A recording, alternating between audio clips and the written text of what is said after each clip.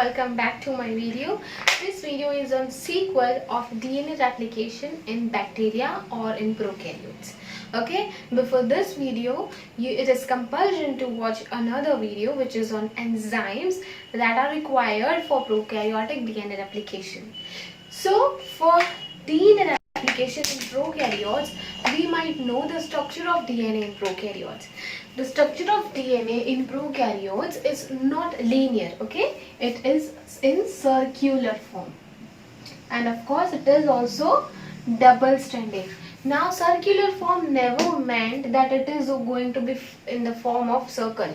It could be in this form, okay? But what the meaning is that it is closed, it is circular, it is not linear, it doesn't have two ends. So, starting with DNA replication. For DNA replication in prokaryotes, they have a particular region named as ori. This is known as origin of replication. From here, origin of replication is going to take place. It is not this big. I am just showing you this big, okay, for right now. It is made up of 245 base pair. It is made up of 245 base pairs, okay, and it have few boxes. What do I mean by boxes? Now I am not drawing a circular structure, I am drawing a linear structure, but you understand that it is not a linear structure, okay? So this is a region of 245 base pairs, okay? It is named as ori, where origin of replication takes place. So it has few sequences which are reserved. Reserved sequences are those sequences which are specifically reserved and no changes or alteration are possible in that sequences. So we would draw that sequences in a form of box, okay? So this is one box and this box have 13 base pairs. And there are 3 such boxes of 13 base pairs. These are 3 boxes with 13 base pairs. We also have another 5 boxes with 9 base pairs. They are also reserved boxes, reserved sequences. So these boxes are of 9 base pairs, okay?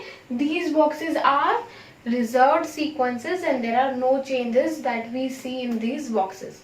So we know that there are DNA binding proteins in eukaryotes. It is named as histones. So there are also DNA binding proteins in prokaryotes and they are named as Hu and HNS, okay? They might be binded here 13 base pairs. These protein structures are known as Hu and HNS proteins.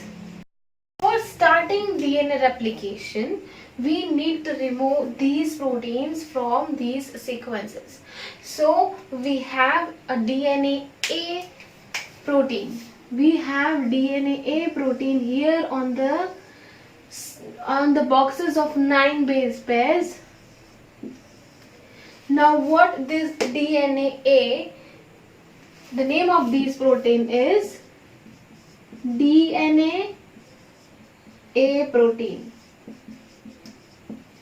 What does this DNA A protein do? It hydrolyzes these proteins, this Hu and HNS proteins, okay, by ATPase activity. By ATPase activity, it hydrolyzes this Hu and HNS proteins. Okay, so these Hu and HNS proteins are removed from these these boxes. So these are boxes with 13 base pairs. Now, after removal of Hu and HNS proteins, here comes DNA B, DNA B and DNA C proteins. These proteins bind on these boxes. After binding, suppose this one is B and this one is C. Okay, after binding these proteins recruit helicase. These protein recruits helicase, but before recruiting helicase, these proteins have ATPase activity. These protein also have ATPase activity, and it also has hydrolyzing property or activity. So what does this DNA B and C does? It hydrolyzes the hydrogen bonds between the base pairs. Okay, so it breaks the bond of this double stranded DNA and here a bulb like structure is formed by the help of this DNA B C. Okay, now after forming this bulb like structure, they recruit helicase. After recruiting helicase, this DNA B protein and DNA C protein is disassociates from the DNA. Okay, when I say that a particular protein is recruiting another protein, that means this protein is going to leave. This protein is not going to stay there. So after recruiting helicase, DNA B and C are going to disassociate from the DNA. So now let's talk a structure with bulb and helicase at both the ends.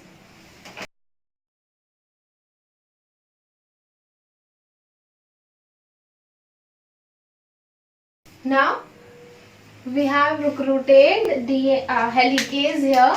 DNA B protein and DNA C protein have left the DNA. I gave you an idea on helicase in my last video.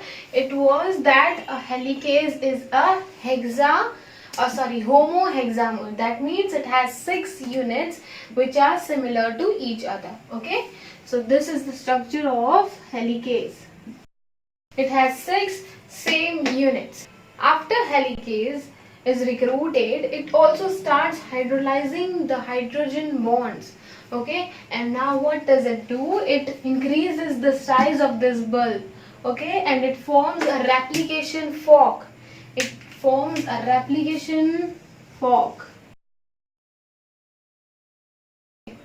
Now to stop reannealing of these both strands, that means again they would form the hydrogen bonds by themselves. Okay, for stopping this reannealing, what is added here is these proteins. These proteins are known as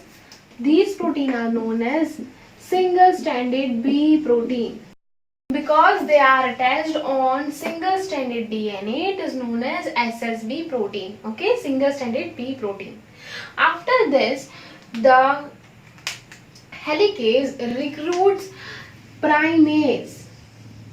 Which is primase? Primase was also known as RNA polymerase.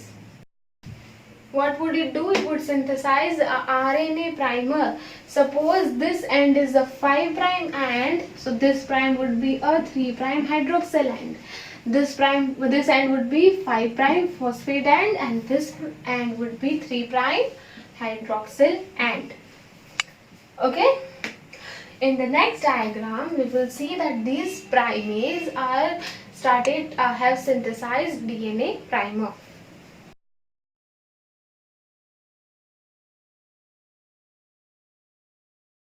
So here was an enzyme named as RNA polymerase or primase. Now this was the 5' end and this was the 3' end of the sequence. Of course, so the new synthesizing sequence would be in this direction, from 5' to 3'.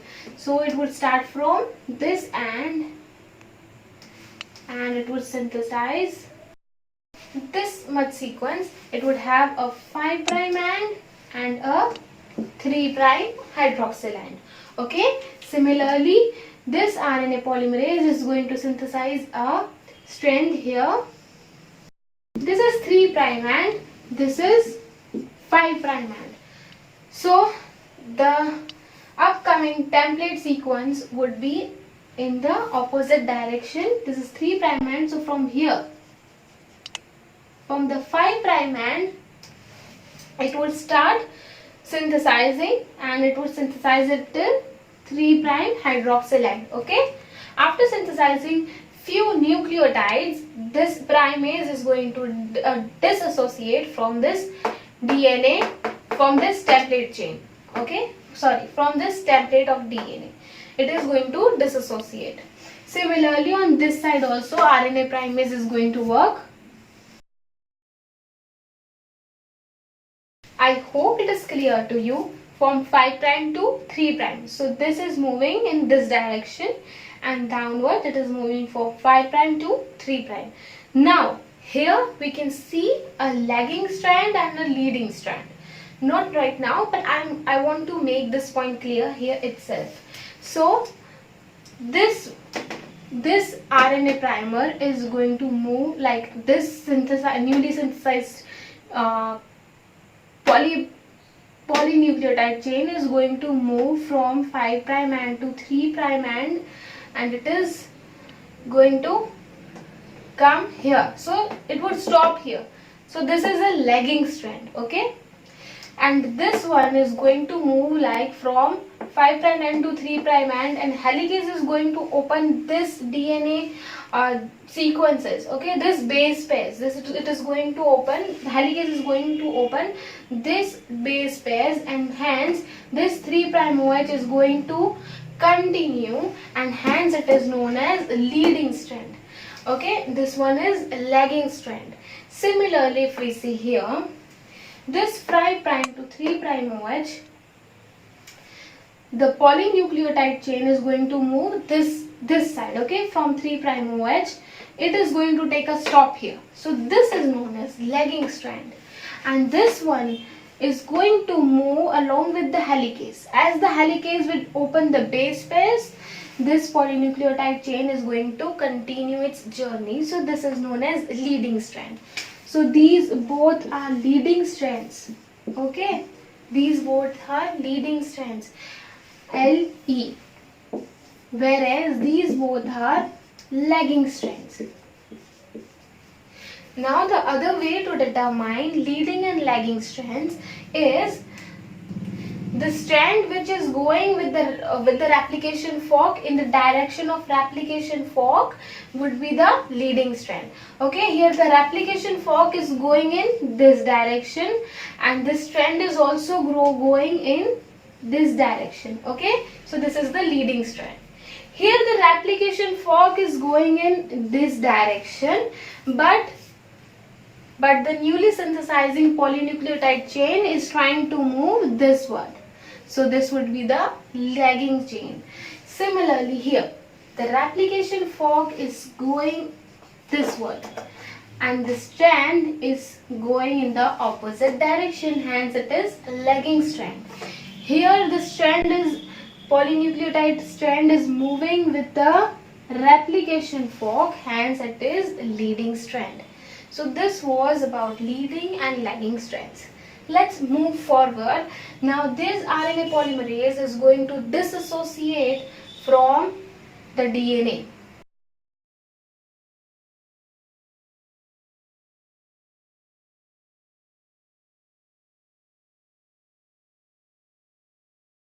Okay, so now we can see that the primase has now disattached. That means the RNA polymerase have formed a small primer and has now been detached from the DNA sequence. Now comes the beta clamp. The beta clamp, with the help of gamma loader, loads the DNA. Okay, and after loading DNA in beta clamp, the beta clamp recruits DNA polymerase 3. After loading the DNA, beta clamp recruits DNA polymerase 3. Beta clamp is loaded with the help of gamma loader. Okay, this has been explained in the last video. So now you can see that at 3' end, the beta clamp has been loaded with the help of gamma loader. Now this beta clamp is going to recruit DNA polymerase 3.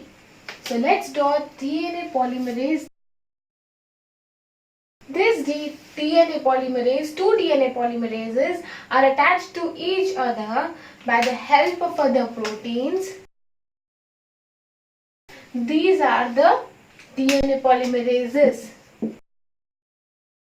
So now what is the function of DNA polymerase? That it would recognize the 3' end of this nucleotide. It would read the nucleotides that are here. So it would read the nucleotide, it would recruit it, it would form a phosphodiester bond, it would form a hydrogen bond. Again it would shift, it would read and it would recruit, it will form phosphodiester bond and then hydrogen bond and it will move. So this is the function of DNA polymerase. So this is the leading strand and this one is the lagging strand. Both the DNA polymerases of both the ends are attached to each other. Okay, they are going to disattach with each other, but when, let's see that in just imagine that it is forming, the beta clamp is shifting towards the replication fork. The replication fork is going in that direction and the beta clamp along with DNA polymerase is shifting backwards. Okay, similarly here the beta clamp is going to shift this side. Okay, once the beta clamp reaches here, the beta clamp is going to disassociate or it would unload the DNA, okay, with the help of gamma loader. It would unload the DNA, hence DNA polymerase is now going to disassociate. Here this action is taken place in the lagging strand. Beta clamp disassociates after every 1 to 2 seconds, whereas we read that beta clamp disassociates after 45 seconds. But this is in the case when it is a leading strand. If it is a leading strand, then beta clamp will disassociate after 45 seconds. But in case of lagging strand, it would dissociate at every 1 to 2 seconds. That means DNA polymerase here could only add up 1000 to 2000 nucleotides. Okay, so the lagging strand would only have 1000 to 2000 nucleotides, whereas the leading strand is going to move forward with infinite, that means till 45,000 nucleotides. Okay, after that the beta clamp will dissociate and would again reload the DNA with the help of gamma loader. So this is going to continue, but lagging strand only has 1000 to 2000 nucleotides. So after reaching here, the beta clamp is going to dissociate. Okay, what happens next is coming. So while this process is taking place, of course another primase, another RNA polymerase is not going to stop and it is going to continue its work. It is going to form another primer sequence from 5' to 3' end. And once this sequence is formed, once this primer sequence is formed, it is going to dissociate again. Similarly, here also RNA primase is going to attach and it is going to form a small primer structure. Okay, that is from 5' to 3'. So, and later it is going to dissociate.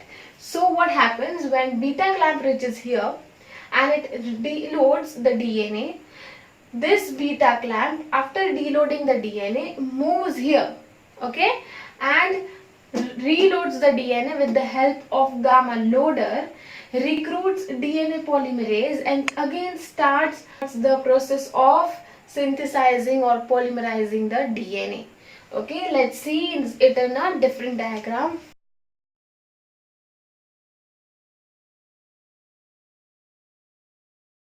In the previous diagram, as the DNA strand was extended here, it is also going to extend here. I am just drawing.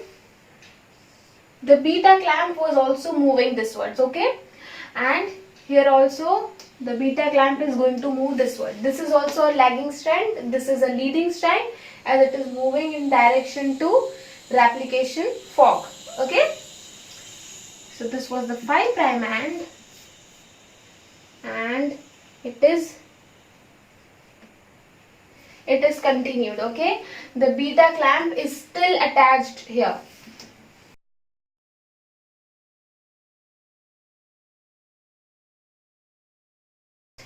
This was the lagging strand.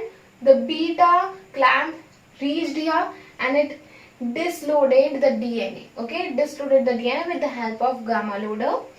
And you can see that now the beta clamp is not here. Okay, as beta clamp is not here, of course DNA polymerase is also not here. This is a gap between these two DNA chains. Okay, we are going to fill this gap later. Now this is a leading strand. It has beta clamp which reached here. Now as the replication fork is moving forward, the beta clamp is also moving forward. I am drawing beta clamp here.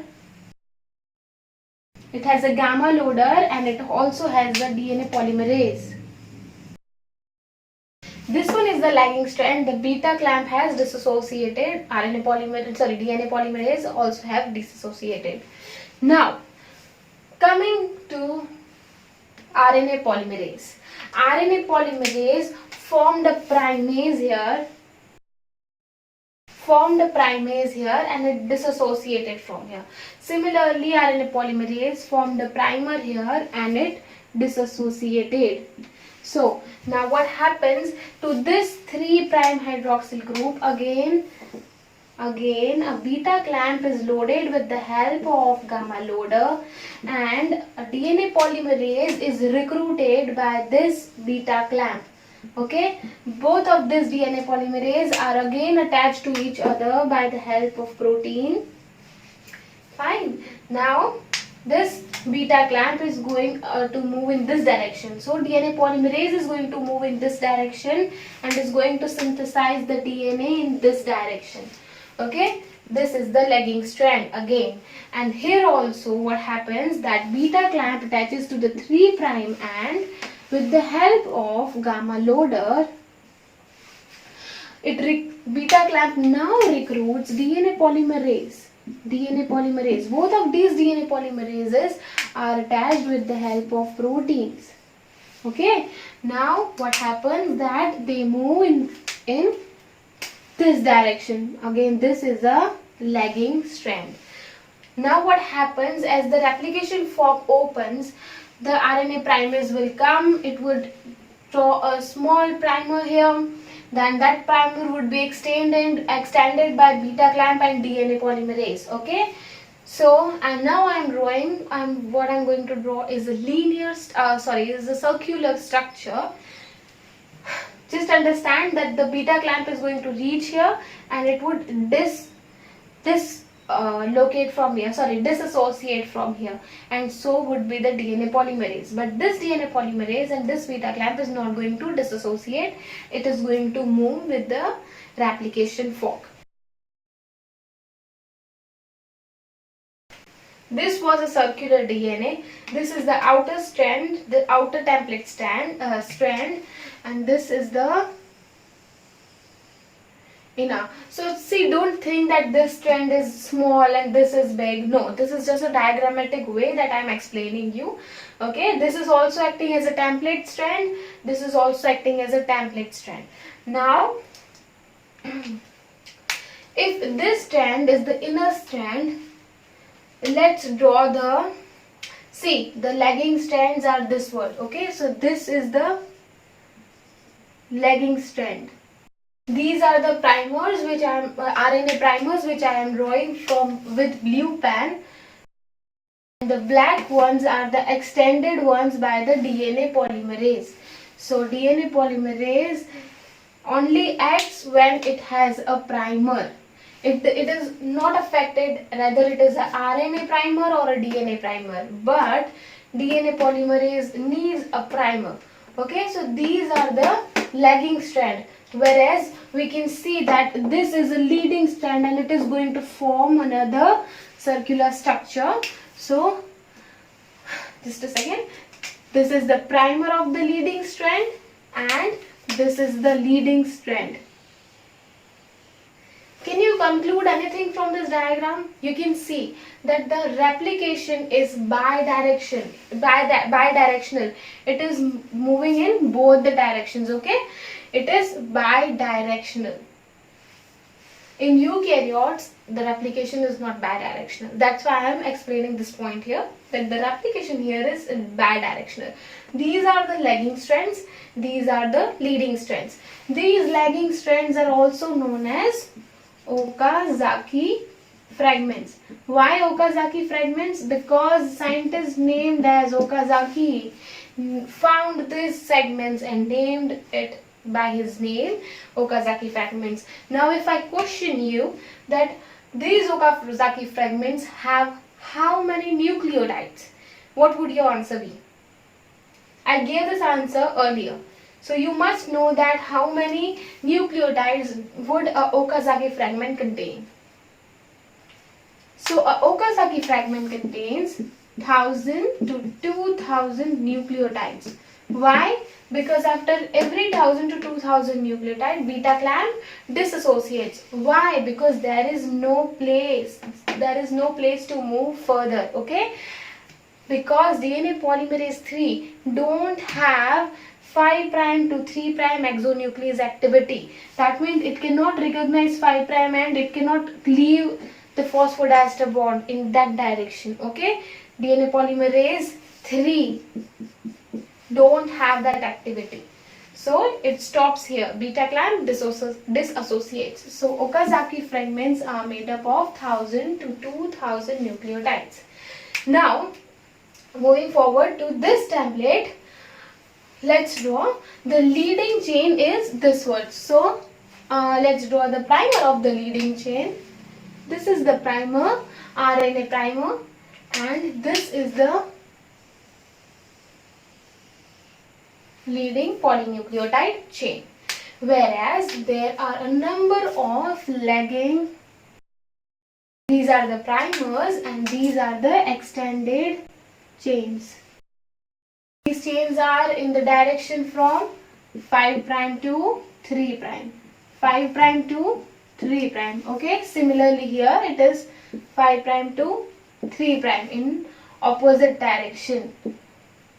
So from 5' to 3'. Now in this way the DNA, the bacterial DNA is replicated. But here there is a problem that we have RNA primer. We have to remove this RNA primer. So how we are going to remove RNA primer? So at this time in the cell, the concentration of polymerase 1 is increased drastically because polymerase 3 is also present in the cell. Okay, is also present in the nucleus. So what happens that DNA polymerase 3 has more affinity because it is binding with the beta clamp. Okay, so for decreasing its affinity means the chances, affinity क्या होता है कि DNA polymerase ज़्यादा bind करने का सोच, मतलब उसके बाद ज़्यादा स्कोप होता है, उसका ज़्यादा अट्रैक्शन होता है कि वो DNA के साथ बाइंड कर सके, जबकि पॉलीमरेज 1 के पास वो बहुत ही कम रहता है, उसके वो ज़्यादा बाइंड नहीं कर सकता डीएनए के साथ, उसके चांसेस बहुत कम रहते हैं. तो हम क्या करेंगे, इसका कॉन्सेंट्रेशन इतना इंक्रीज कर देंगे कि भाई सेल में सब जगह सिर्फ सब पॉलीमरेज 1 ही दिखेगा, ढूंढो तब जाके पॉलीमरेज 3 मिलेगा. तो क्या होगा कि पॉली 1 का जो कॉन्सेंट्रेशन है सेल में ड्रास्टिकली इंक्रीज हो जाता है. तो ऐसे में क्या होता है कि I am showing you in this diagram itself that polymerase 1 attaches to this 3' end. Okay, of course polymerase कोई भी हो, it would attach the 3' end. So this is a DNA polymerase 1. It has exonuclease activity of 5' to 3'. I am not going to explain the exonuclease activity. As I said that before coming to this video, watch my previous video, nucleases, structure of DNA. All of that videos are important to understand this. Okay, so DNA polymerase have 5' to 3' exonuclease activity. Okay, तो ये क्या करेगा, इसके पास synthesize करने की भी activity है. So it would read this nucleotide, 5' end को recognize करेगा और यहाँ पे जो फॉस्फोडाइएस्टर बॉन्ड है दो न्यूक्लियोटाइड के बीच में उसे ब्रेक कर देगा और इस न्यूक्लियोटाइड को वो फ्री कर देगा. Okay, by freeing out this nucleotide it will move forward, it would read that which base pair is here. Suppose यहाँ पे है D, तो अब वो रिक्रूट करेगा A को. ठीक है, ये उसने निकाल दिया. ये जो RNA प्राइमर था it removed and it brought A. पहले उसने what it did, it read T, it recruited A, then it formed a phosphodiester bond and then formed the hydrogen bonding. Okay, again here is a cleave because it broke the phosphodiester bond. Okay, so now here is the 5' end. So what would this DNA polymerase 1 would do? It would again recognize the 5' end. Okay, and it would do its 3' to 5' exonuclease activity. It would cleave the bond between these two nucleotides and this RNA, matlab this NTP is freed out and a DNTP would be added. Okay, suppose here the base is C, it would incorporate G. Okay, similarly again here a 5' phosphate group would be recognized by the DNA polymerase 1. It would cleave the bond. Okay, it would free this NTP and it would incorporate a DNTP here. So what happens slowly and steadily, what happens that I am showing it here. Okay, let me show a DNA polymerase with the black pen itself. Okay, so what does it do? It removes whole RNA primer and it incorporates DNTPs instead. Okay, now again it has a 3' to 5', 3' hydroxyl group and a 5' phosphate group. So what happens here, that this DNA polymerase 1 disassociates from here. Okay, and it allows another enzyme to work. The name of that other enzyme is ligase. So now what happens, that ligase come here instead of the DNA polymerase 1 and it ligases the DNA. Okay, so now this 3' to 5', this 3' hydroxyl and 5' phosphate group have formed phosphodiester bond. Okay, so now the DNA, you can see that the complementary DNA don't have any cut on it. If I show you here in short, see this is a 3' end and at this 3' end a DNA polymerase 1 is going to bind. It will move forward, it would remove this RNA primer totally. Okay, similarly DNA polymerase 1 is bound here, it is going to move in this direction. DNA polymerase 1 is here, it is going to remove this primer. At every 3' and a DNA polymerase 1 is attached and it is going to show its 5' to 3' exonuclease activity and 5' to 3' synthetase activity. Okay, so indirectly it is going to remove all the RNA primers.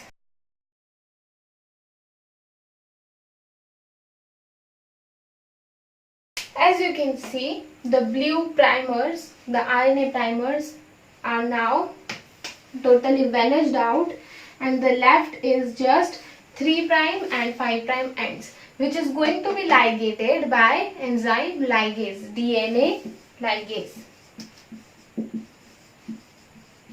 DNA ligase enzyme is now going to ligate this 5' and 3' end by forming the phosphodiester bond between them, and we can see that two new complementary chains of DNA have formed by two template DNA. Okay, so now this cell is ready for cell division. So this was it. This was DNA replication in prokaryotes. Finally, so if you have liked this video, don't forget to like, share, and subscribe.